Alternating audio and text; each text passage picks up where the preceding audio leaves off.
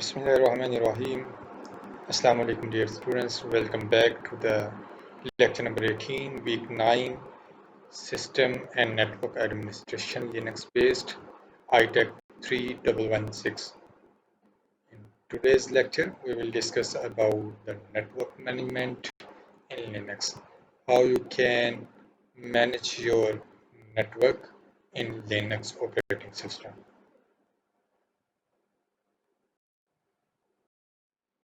So let's start from the recap of our previous lecture. In our previous lecture, we were discuss about the server configuration in Linux operating system and their requirements, how minimum and maximum requirements you need to configure the Apache server in Linux operating system, and also in detail we discuss about the concept of network protocols. There are a number of protocols we discussed in our previous lecture, such as HTTP, DHCP, address resolution protocol, dynamic host configuration protocol, file transfer protocol, and many more. And we discuss about the features of these protocols, how these protocols works and where these protocols works in your OSI model. Agenda for today's class. In today's class, we are going to discuss about the management of your network in Linux operating system. And the end of this lecture, we also discuss about the Ubuntu server configuration by using Linux operating system. So, network. A network is a set of computers connected together for the sake of sharing resources.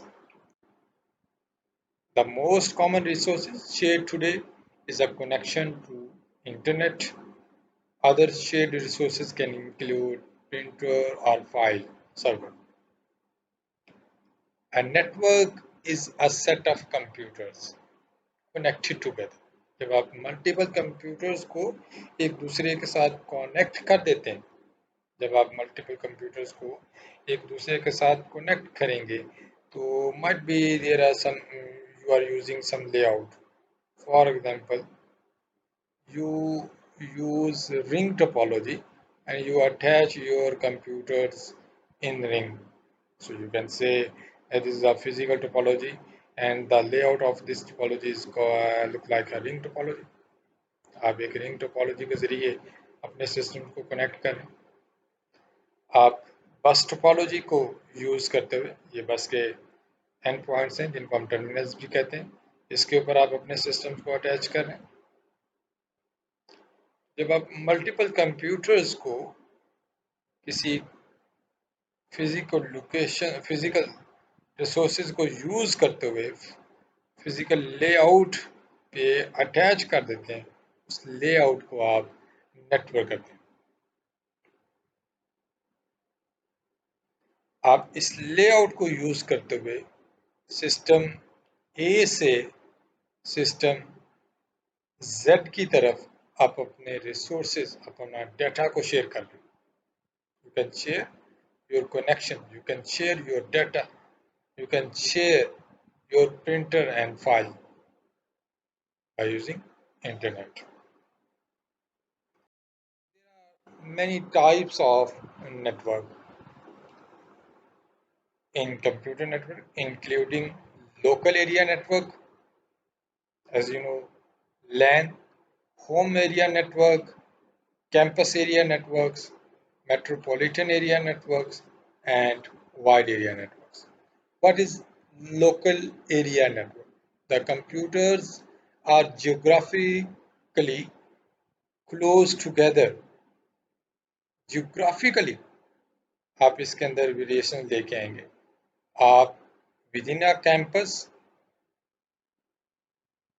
आप एक network बनाते हैं, या within a two different cities आप इन cities को आपस में कनेक्ट कर रहे हैं बाय सम नेटवर्क. जब आप दो डिफरेंट सिटीज को आपस में कनेक्ट करेंगे, दिस नेटवर्क कॉल्ड मैन,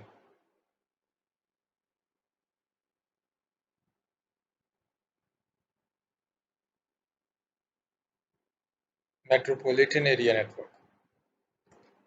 और अगर आप अपने नेटवर्क को with in a building use कर रहे हैं, मैं इन डिटेल्स नहीं जाऊंगा क्योंकि ये आपने नेटवर्क की टाइप्स को कंप्यूटर कम्युनिकेशन नेटवर्क के अंदर ज़रूर स्टडी किया होगा। जस्ट हम क्योंकि नेटवर्क मैनेजमेंट को डिस्कस करने जा रहे हैं, तो there is necessity to discuss about the types of networks within building. जब आप कोई नेटवर्क एस्टेब्लिश कर रहे हैं तो उसको हम लोकल एरिया नेटवर्क कहेंगे। Home area network, a network contained within a user's home that connect personal digital devices। आप अपने वाईफाई के थ्रू जो है अपनी डिवाइसेस को कनेक्ट कर लेते हैं, that is your home area networks. Campus area network, the computers are within a limited geographical area such as a campus or military bases। Metropolitan area, a data network designed for town or city। Town और city के लिए आप अपने network को design कर रहे हैं, that is called metropolitan area network. And wide area network, the computers are further apart and are connected by a telephone lines or radio waves। आपका जो सबसे छोटा नेटवर्क है that is LAN within a building. और जब आप multiple lens को आपस में कनेक्ट कर देंगे, एक लैन को दूसरे लैन के साथ कनेक्ट कर दिया, दूसरे लैन को तीसरे लैन के साथ आप कनेक्ट कर देंगे, तो आपका ये नेटवर्क जो है वो फैलता जाएगा। ठीक है, तो आप टाउन टू टाउन अपनी नेटवर्किंग कर चुके हैं। City to city, to different cities के दरमियान आपने अपनी नेटवर्किंग को कॉन्फ़िगर कर लिया। जब आप टू डिफरेंट सिटीज़ के दरमियान अपने नेटवर्क को बिछा लेंगे, दैट इज़ कॉल्ड मैन। और इसी तरह जब सिटी से डिस्ट्रिक्ट और डिस्ट्रिक्ट से कंट्री और कंट्री टू कंट्री जब आपकी कम्युनिकेशन होगी, तब आपका जो नेटवर्क जो इन्वॉल्व होगा that is called wide area network. Wide area network में आप मेट्रोपॉलिटन एरिया नेटवर्क को कनेक्ट करते जा रहे हैं और अपने जियोग्राफिकल एरिया को फैलाते जा रहे हैं। और फिर यहाँ पे आप टेलीफोन लाइंस को यूज़ कर सकते हैं, आप अपने रेडियो वेव्स को यूज़ करते हुए आप अपने दूसरे कंट्रीज़ के साथ कम्युनिकेशन कर सकते हैं। You can manage your network. Network management is the process of administrating and managing computer network। एक ऐसा प्रोसेस है एज एडमिनिस्ट्रेटर, आप एज एडमिनिस्ट्रेटर यहाँ पे काम करेंगे अपने नेटवर्क को मैनेज करने के लिए, अपने नेटवर्क को कॉन्फ़िगर करने के लिए। And managing computer network, various services provided by the discipline included fault analysis. आप जब एज ए एडमिनिस्ट्रेटर काम करेंगे तो आप अपने उस नेटवर्क के फॉल्ट को एनालाइज करेंगे। परफॉर्मेंस मैनेजमेंट, अपनी परफॉर्मेंस को देखेंगे जो आप अपने क्लाइंट्स को प्रोवाइड कर रहे हैं एज ए नेटवर्क एडमिनिस्ट्रेटर। तो आपकी परफॉर्मेंस, आपके नेटवर्क की परफॉर्मेंस क्या। प्रोविजनिंग ऑफ नेटवर्क, क्या आपका नेटवर्क जो है वो प्रोवाइड हो रहा है यूज़र को। Maintaining the quality services and so on, और फिर आपने जो क्लेम किया क्वालिटी को, उस क्वालिटी को आप मेंटेन भी रखेंगे।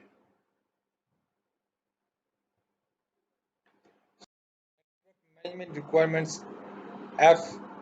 FCAPS, FCAPS is a network management model by ISO, International Standard Organization, that defines the requirement. These are fault management, configuration of your network, accountability of your network, performance of network, and security management।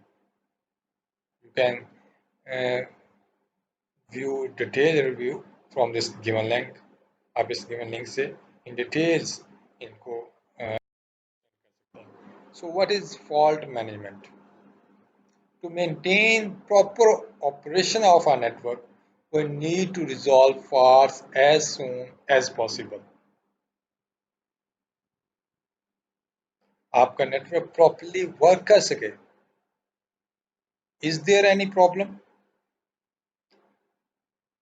For the sake of communication, जब आप communicate कर रहे हैं तो आपकी communication break हो गई है, आपकी फाइल जो है वो ट्रांसफ़र नहीं हुई, आपकी कोई नोड जो है वो काम करना छोड़ गई है, आपकी कोई वायर जो है जिन वायर्स को आपके ज़रिए आपने अपने नेटवर्क को मैनेज किया है वो वायर जो है वो डिस्कनेक्ट हो गई है, डैमेज हो गई है. जो आपने नेटवर्क डिवाइसेस को यूज़ किया है, आपके स्विचेस हैं, आपके राउटर्स हैं या हब्स हैं, उनमें कोई प्रॉब्लम अकर हो गई है, तो इन प्रॉब्लम को एज सुन एज पॉसिबल आपको ये फॉल्ट जो है वो आइडेंटिफाई करना होंगे और उनको रिजॉल्व करना होगा, सो दैट आपका जो नेटवर्क का फंक्शंस हैं वो प्रॉपरली ऑपरेट हो सके. तो आप क्या करेंगे as administrator? Determine exactly where the fault is. आपको वो लोकेशन डिटरमन करना पड़ेगी कि आपका फॉल्ट जो है वो कहाँ पे एग्जिस्ट कर रहा है. Isolate the rest of network from the failure so that it can continue to the function without interference. आपको आइसोलेट करना पड़ेगा बाकी नेटवर्क को कि आपकी एक नोड जो है वो डिस्टर्ब हुई है, बाकी जो रिमेनिंग नोड्स हैं वो आपस में कम्युनिकेट कर सकें.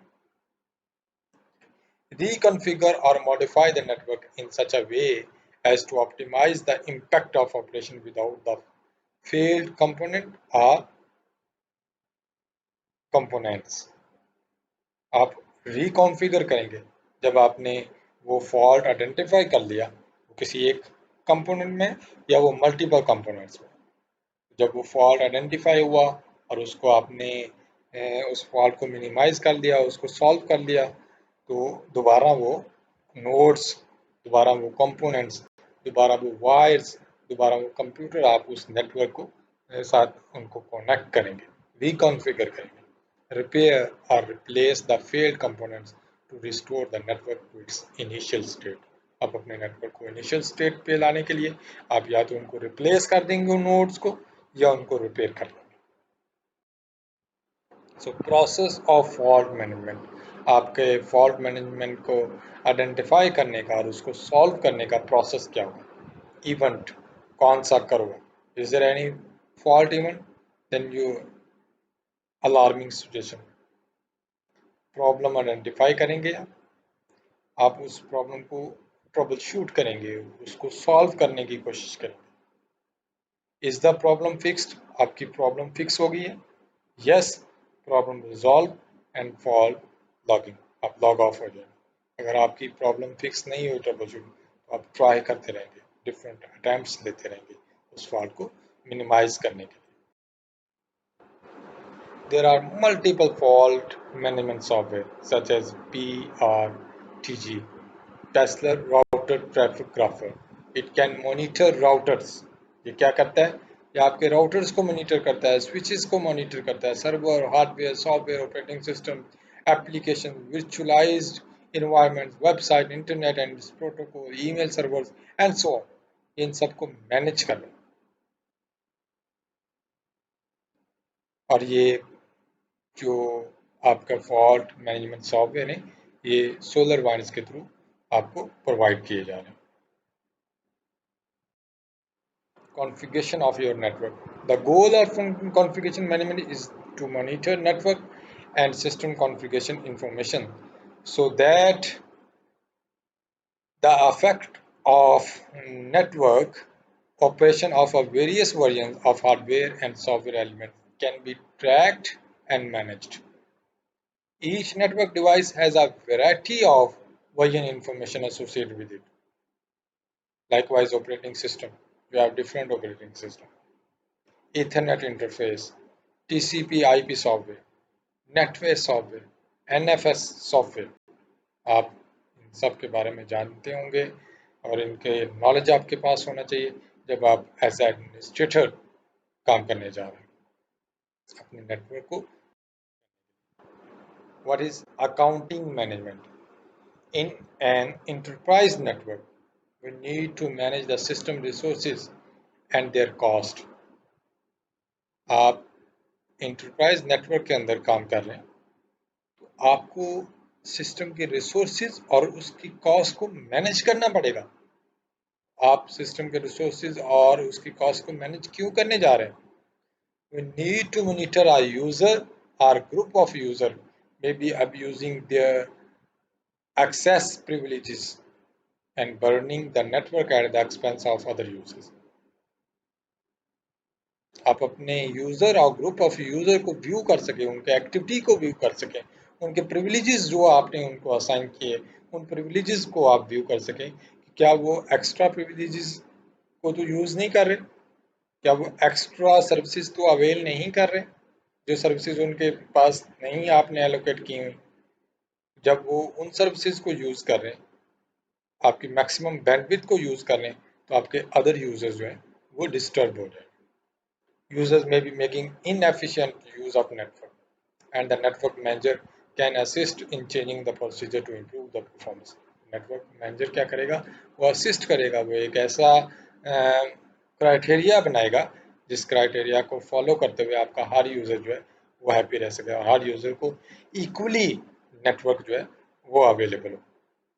The network manager is a better off position to plan for network growth if user activity is known in sufficient detail.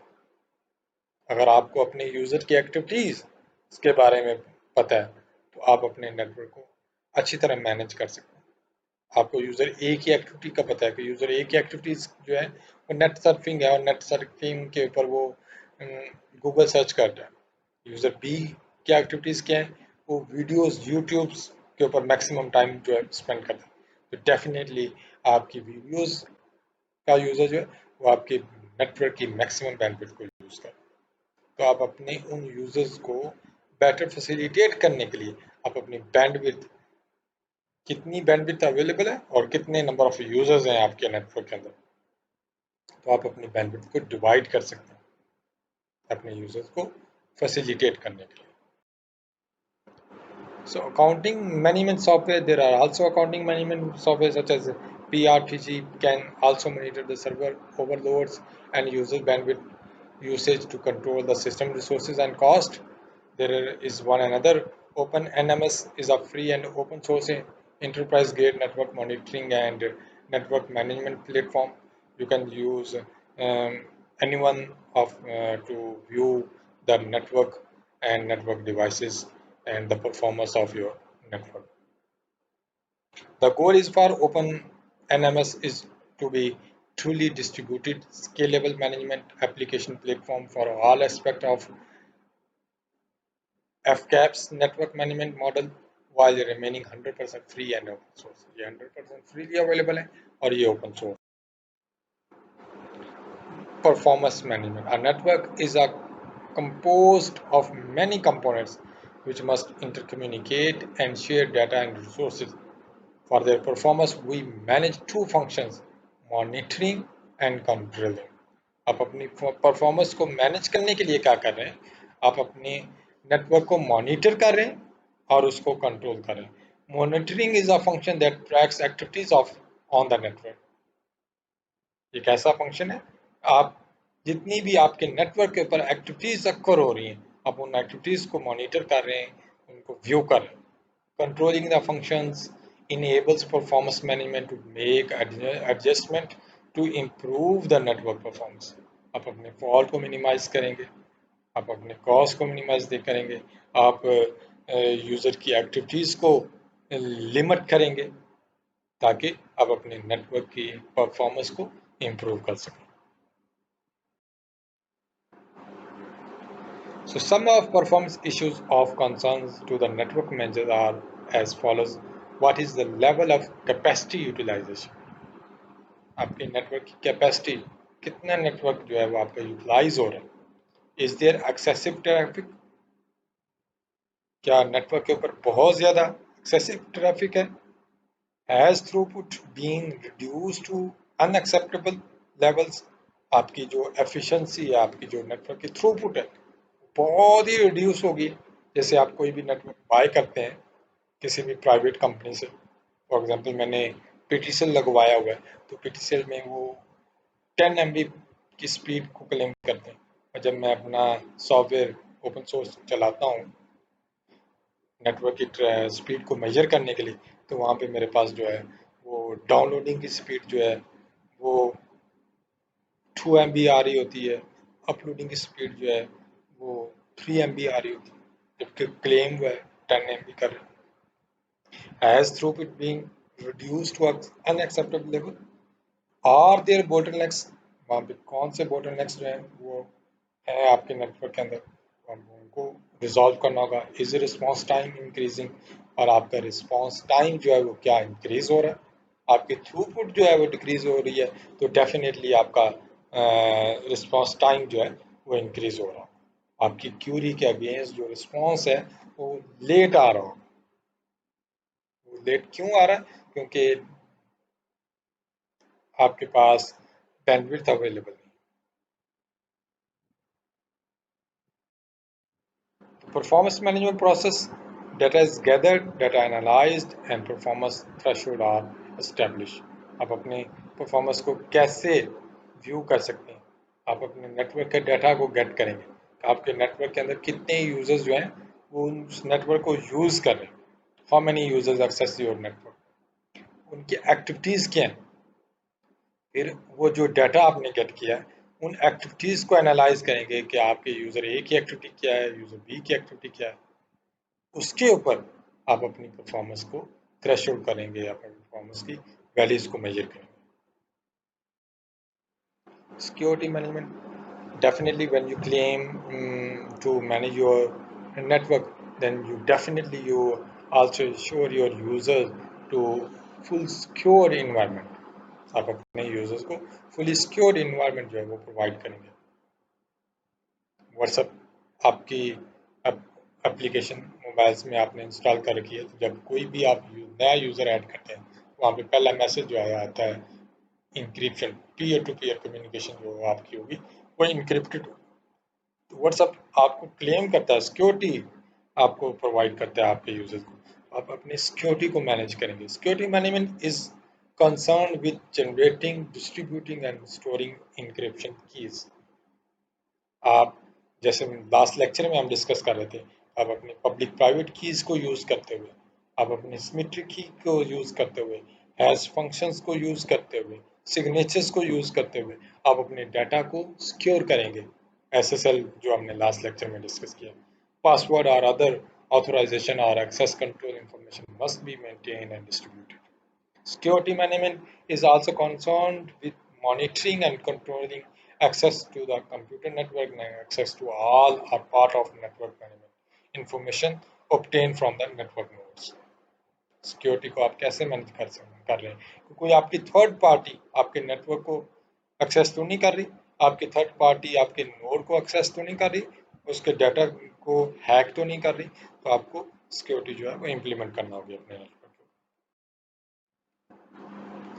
Logs are an important security tools, and therefore security management is a very much involved with collection, storage, and examination of audit records and security logs, as well as with enabling and disabling of these logging facilities. कौन कौन से आपके पास security management software available है? Log and event manager SolarWinds जो है आपको provide करता है। Manage device configuration and tracks changes, backup and restore network devices configuration and monitor erroneous and unauthorised changes. Erroneous जो आपका कर हो रहा है, अनऑथराइज्ड चेंजेस जो आपकी आ रही हैं उनको आपको मैनेज करना पड़ेगा। Automate software updates to servers and work station, keep Microsoft and third-party apps on servers and workstation up to date, and avoid vulnerabilities। आप अपनी सर्विसेज, अपने थर्ड पार्टीज का डाटा और एप्लीकेशंस का डाटा अप टू डेट रखेंगे, ताकि आपके पास जितने भी न्यू अटैक्स, नए वारसीज हैं उनकी इंफॉर्मेशन हो और आप उनको ब्लॉक कर सकें by using different gateways, by using different firewalls, by using different concept of securities. Remote monitoring management by SolarWinds also provided by SolarWinds. The web-based console provided integrated patch management, antivirus, web content filtering, backup and recovery, remote access, automated monitoring and maintenance, security management by Checkpoint and Spiceworks, network monitor for real-time monitoring, emails, alerts, monitor multiple devices in one dashboard, easy to use for Windows and Linux server and switches. There are multiple security management software. आप इनको view कर सकते हैं, आप इनको study कर सकते हैं और आप इनको एग्जामिन कर सकते हैं अपने नेटवर्क ऑपरेटिंग सिस्टम के ऊपर. So, how you can install and configure your Ubuntu server?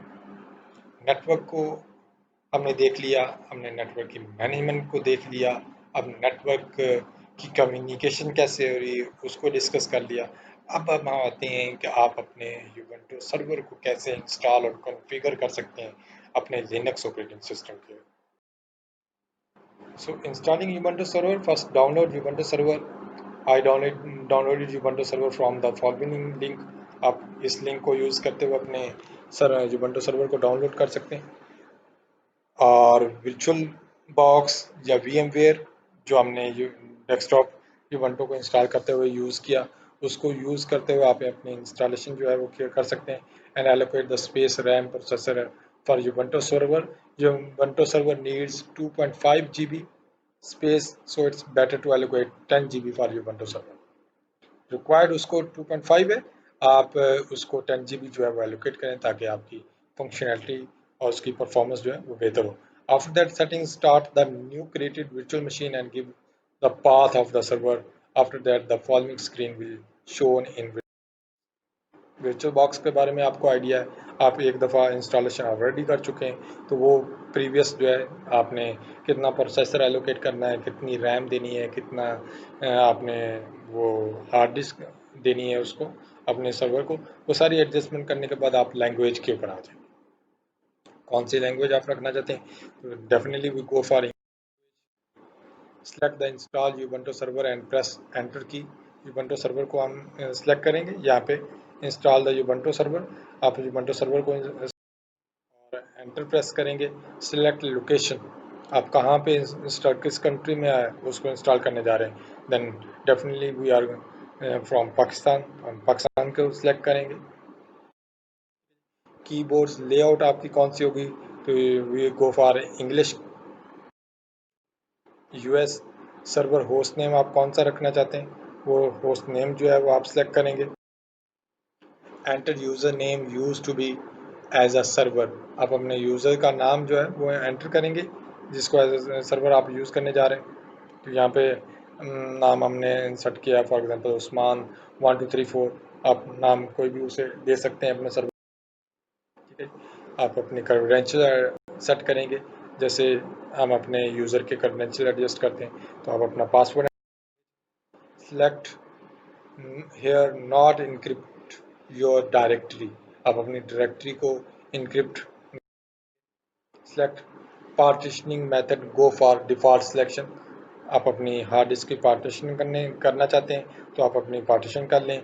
यहाँ पे मैं आपको रिकमेंड करूँगा कि आप डिफ़ॉल्ट सिलेक्शन के साथ मूव करें.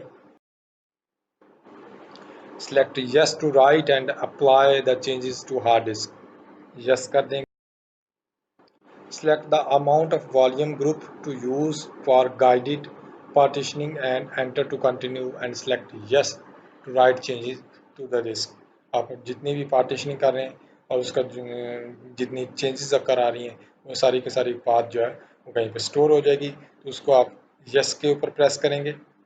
And if you want to know then you can click on no, but we are going to configure and install your Ubuntu server, then we have to press yes tab.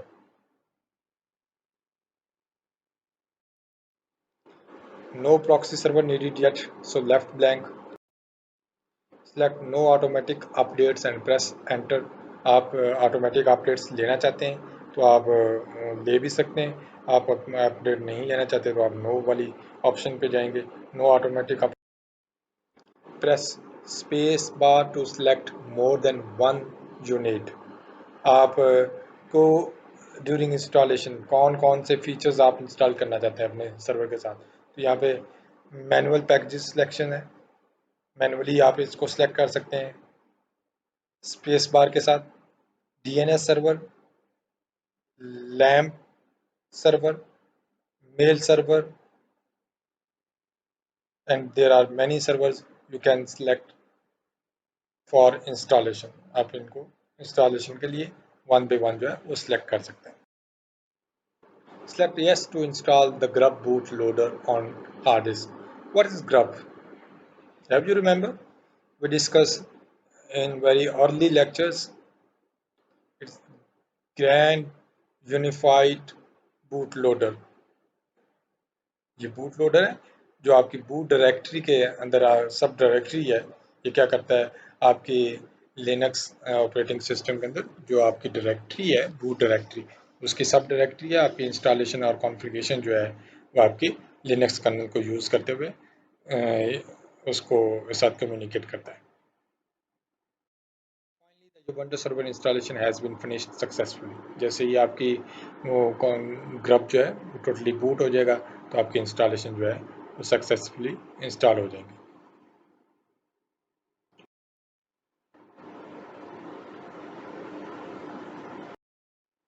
Advantages of Linux server.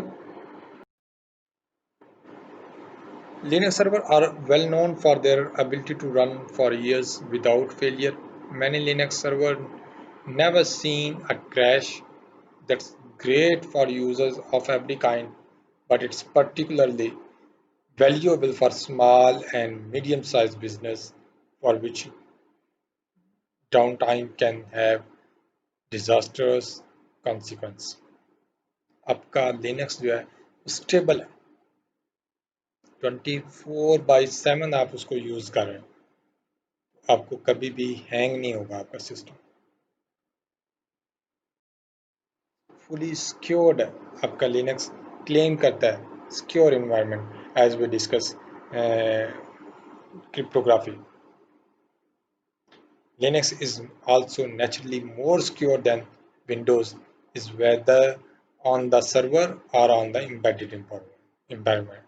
environment. Sorry. That's due largely fact that Linux, which is based on Unix, was designed for from the start to be multi-user operating system. Hardware, whereas Windows typically requires frequent hardware upgrades to accommodate its ever-increasing resources demand. Linux is a slim, trim, flexible, and scalable. TCO. There is no beating Linux total cost and ownership. What is TCO? Total cost and ownership. Since the software is generally free, आपको Linux operating system जो है वो freely available है. Even an enterprise version purchased with the corporate support will be cheaper overall than Windows or other proprietary software, which generally involves user of lessons. With Linux, there is no commercial vendors trying to lock you into certain products or protocols. Freely आप इसको use कर सकते हैं, आप इसके हर features को use कर सकते हैं, उसको स्टडी कर सकते हैं। Instead, you are free to mix and match and choose what works best for your business. Vulnerable to malware, because most computer malware are designed to attack Windows through ActiveX. These odds and considerable less for Linux to be infected with a virus than Windows. Newly environment है, नया environment है as compared to Windows operating system. इसके malware, इसके viruses अभी तक जो है वो इतने इंट्रोड्यूस नहीं हुए जितने विंडोज़ के ऊपर हैं। बैकहोल आपके लिनक्स ऑपरेटिंग सिस्टम के इतने आइडेंटिफाई नहीं हुए जितने विंडोज़ ऑपरेटिंग सिस्टम के हैं। जब तक बैकहोल बैकडोर्स आपकी सिक्योरिटी को ब्रेक करने के लिए नहीं आइडेंटिफाई होंगे, आप उसके अगेंस्ट अपने उन लिनक्स सर्वर को, लिनक्स ऑपरेटिंग सिस्टम को क्रैश करने के लिए, उसको हैंग करने के लिए आपके पास वायरस जो है वो कम से कम है। डू नॉट स्लो डाउन, आपका 24/7 आवर्स अवेलेबल है. What is the disadvantage of operating system Linux server? Smaller peripherals. There is smaller selection of peripherals, hardware devices such as printer scanners in Linux as compared to Windows. Though many new Linux hardware drivers are constantly added. Less amount of applications आप इस पे use कर सकते हैं. It's more difficult to find the applications to support your needs. This is an issue for mostly business, but more programmers are developing applications that are supporting by Linux.